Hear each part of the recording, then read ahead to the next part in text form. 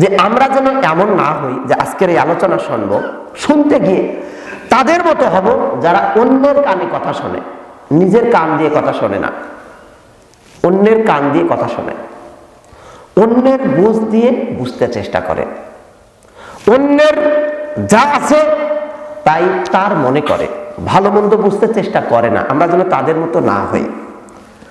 আল্লাহ রাব্বুল আলামিন তাদের ব্যাপারে আমাদের সাবধান করেছেন। আল্লাহ বলেন, وَإِذَا قِيلَ لَهُمُ اتَّبِعُوا مَا أَنزَلَ اللَّهُ قَالُوا بَلْ نَتَّبِعُ مَا أَلْفَيْنَا عَلَيْهِ آبَاءَنَا أَوَلَوْ كَانَ آبَاؤُهُمْ لَا يَعْقِلُونَ شَيْئًا وَلَا يَهْتَدُونَ। আল্লাহ রাব্বুল আলামিন বলেন, যখন তাদেরকে বলা হয় যে আল্লাহ রাব্বুল আলামিন তোমাদের উপরে যা নাজিল করেছেন তোমরা তার অনুসরণ করো, তখন তারা বলে যে আমরা আমাদের বাপ দাদাদেরকে, আমাদের পিতৃপুরুষকে আমরা যেভাবে পেয়েছি আমরা তার অনুসরণ করব। তার মানে তারা বাপ দাদার কান দিয়ে নিজেরটা শুনতে চায়, নিজের কান দিয়ে শুনতে চায় না, নিজের অন্তর দিয়ে বুঝতে চায় না, তারা চায় বাপ দাদার অন্তর দিয়ে বুঝতে।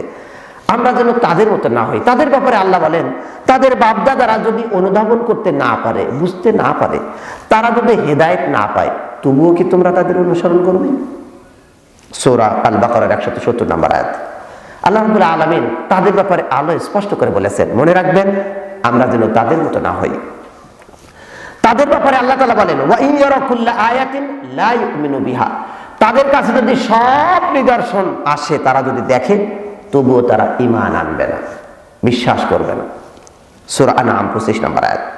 আল্লাহ তাআলা বলেন, ওয়া মান ইউদ্লিলিল্লাহ ফালা হাদিয়া লা। এইরকম যাদের স্বভাব, যারা হেদায়েত চায় না, যারা গোমরাহির উপরে চলতে চায়, আল্লাহ যাকে ভ্রষ্ট করেন তাকে হেদায়েত দেওয়ার আপনি কাউকে পাবেন না।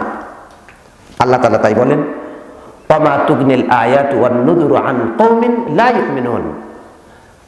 নিদর্শন, ভীতি প্রদর্শনকারী যারা এসেছেন তাদের কোনো উপকারে আসেনি সেই সম্প্রদায়ের যারা ঈমান আনে না।